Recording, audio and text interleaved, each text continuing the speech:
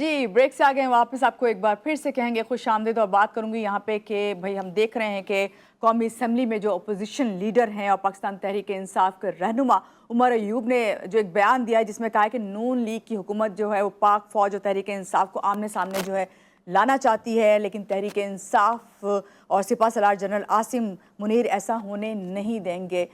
तमाम हम देख रहे हैं सूरत हाल इस वक्त जो मुल्क की सियासी सूरत हाल है वो संवरने के बजाय हमें बिगड़ती हुई नज़र आ रही है। और साथ साथ हमने ये भी देखा कि इसमें पीटीआई के जो रहनुमा हैं रऊफ़ हसन, उनकी भी गिरफ्तारी हुई। ओवरऑल बहुत सारी चीज़ें ऐसी हैं जिसमें हमने ये भी देखा कि जो बानी तहरीक इंसाफ है उनका भी बयान आया कि भाई इंतखाबात की जो है वो तैयारी की जाए। तो ये तमाम चीज़ें लेते हुए हमने बात करनी है इस वक्त। और हमारे जो गेस्ट हैं मैं चाहूँगी पहले उनसे आपका तारुफ करवाऊँ। और हमारे साथ इस वक्त मौजूद है मतीन हैदर, सीनियर तजियाकार हैं। इनसे जानते हैं और बात करते हैं कि भाई हम तो इस तरह हमारी इतनी नो हाउ नहीं है कि हम समझ सकें अपनी सियासत को, लेकिन आपकी एक बड़ी गहरी नज़र है, तो आप इस बारे में क्या कहेंगे? पहले तो आपको वेलकम करते हैं मतीन साहब। अस्सलाम वालेकुम, कैसे हैं आप? ठीक हैं? वालेकुम अस्सलाम, thank you so much for taking your program. और सुबह बखैर। और अब आपसे यही सवाल करूंगी सबसे पहले कि भाई बानी पीटीआई का नए इंतखाबात का पैगाम है, किसने उम्मीद दिलाई है ये? जी बिल्कुल, ये सवाल आपका अहम है और इस हवाले से अभी पीटीआई के हल्कों की जानिब से ये बातें की जा रही हैं और खासतौर पर इसमें बानी पीटीआई और उसको कोट किया गया है कि उन्होंने कारकुनों से कहा है कि इस हवाले से इंतखाबात की तैयारी करें। जी, लेकिन उम्मीद तो किसी ने नहीं दिलाई, क्योंकि ना तो इनके पीछे इस वक्त एस्टैब्लिशमेंट हो सकती है और ना ही कोई और सूरत से मुराद, ना ही हुकूमत, ना ही कोई आईनी अदारा पीछे हो सकता है। ये खुद इस वक्त जो पीटीआई के अंदर इस वक्त कश्मकश चल रही है, उनका जो अपना तजवीज़ है कि हालात इस नहज के ऊपर जा रहे हैं कि ये पीटीआई के बकौल से मौजूदा हुकूमत जो है वो अवाम में पॉपुलर नहीं रही और जो पीटीआई का बयानिया था वो अवाम ने कबूल किया, अवाम ने उसे दिया है। और वो बयानिया यही था कि इन फरवरी 8 इंतखाबात में मुबैना धांधली की गई है।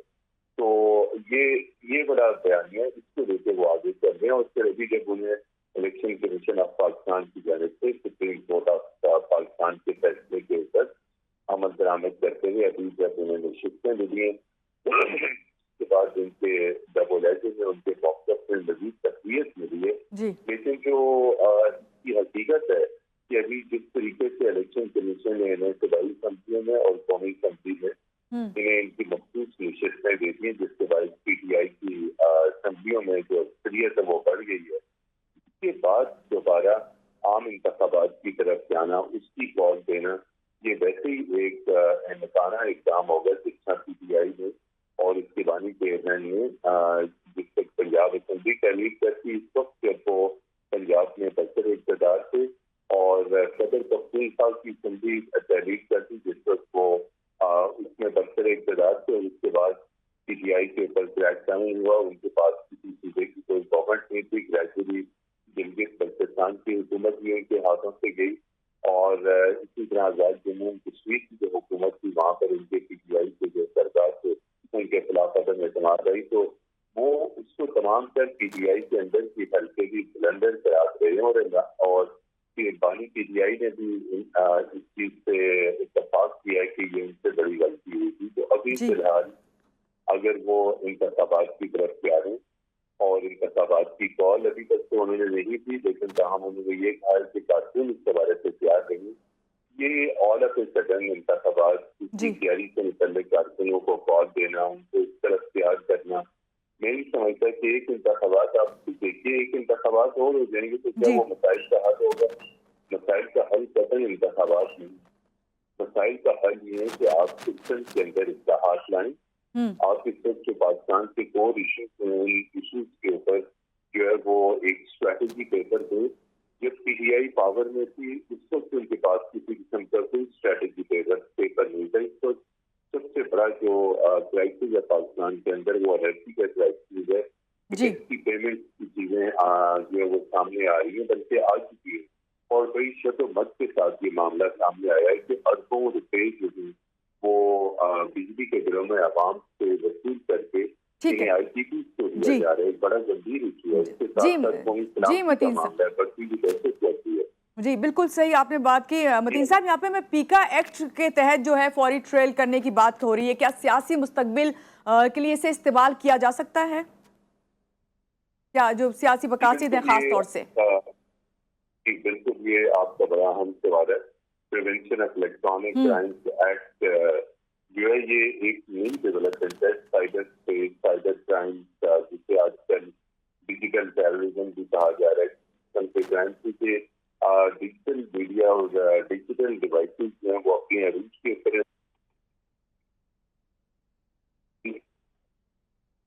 जी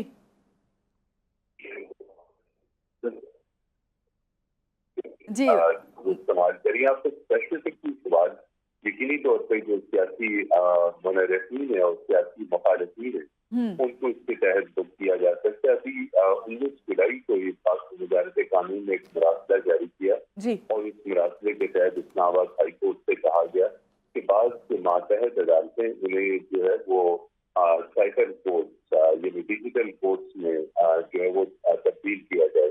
अगर हम ये पीका एक्ट देखें, ये पीका एक्ट 2016 का है, लेकिन अभी तक इसके हवाले से जिन जगहों को तैनात किया गया, आपके पास स्पेशलाइज ट्रेनिंग नहीं है, न ही आपके पास स्पेशलाइज अभी इस हवाले से कोई लीगल एक्सपर्ट्स मौजूद हैं।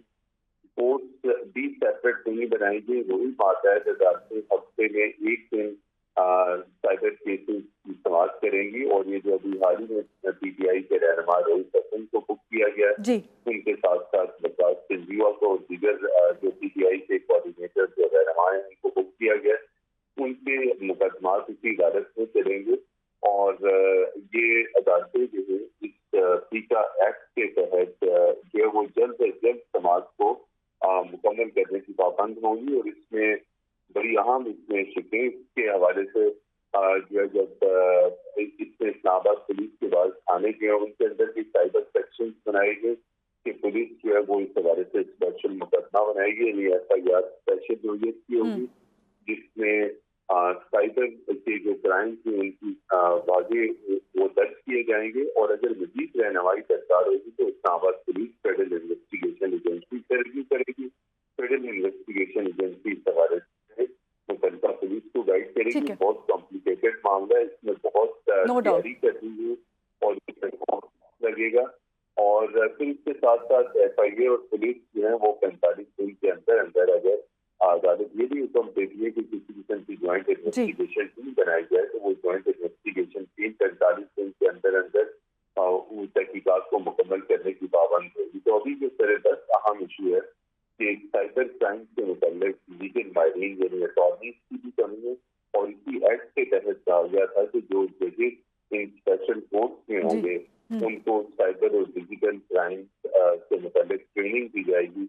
वो ट्रेनिंग भी अभी नहीं दी गई, लिहाजा ये मामला जो है पीका एक्ट के तहत जितनी जल्द ये मुकदमात होने का कहा गया उतनी जल्दी होंगे नहीं। लेकिन आपका जो मुद्दा है इसलिए यकीनी तौर पर सियासी मुखालिफिन को आइंदा इसके तहत जो है वो बुक किया जा सकेगा। और इसमें जो है वो बहुत मुख्तलिफ इसमें क्लासेस हैं, उन्हीं क्लासेस के हवाले से मुख्तलिफ सजाएं जिसमें 7 साल की भी सजा है, 10 साल की भी सजा है, इसमें 8 साल की भी सजा है। तो ये एक इंतहाई अहम एक्ट है और यकीनी तौर पर इसमें न सिर्फ सियासी मुखालिफिन है बल्कि इसमें किसी को भी किसी एविडेंस की बेस के ऊपर जो है इसके ऊपर बुक किया जा सकता है। तो हम जो असल जरूरत है वो ये कि साइबर क्राइम से रिलेटेड जी बिल्कुल सही आपने बात की। मतीन हैदर साहब, आपका बहुत शुक्रिया, आपने हमें ज्वाइन किया इस वक्त और पीका एक्ट पे खास तौर से इतनी डिटेल में जो है मतीन साहब ने हमें बताया। उसमें बात यही है कि पीका एक्ट उन्होंने कहा कि 2014 से जो है वो आया हुआ है, लेकिन बात यहाँ पे यही है